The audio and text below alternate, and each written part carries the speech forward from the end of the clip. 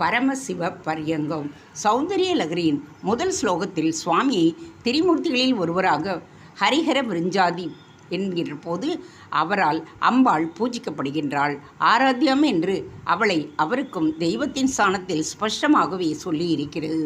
அவளே சுவாமிக்கு ஆஹோ புருஷிகா, அதாவது அவள் தன்னைத்தான் என்று புரிந்து கொள்ள உணர்ச்சி என்று ஏறக்குறைய முதல் ஸ்லோக அமைப்பை ஒட்டியே சொல்லி இருக்கின்றது.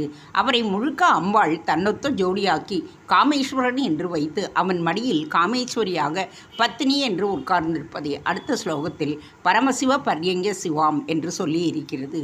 முத்தொழிலுக்கு மேலே இரண்டை கூட்டி பஞ்சாக்கிருத்தியத்திற்கு மேலதிகாரியாக சாக்ஷாத் கருணை முடிவதான அவர்கள் இருக்கின்றார்கள்.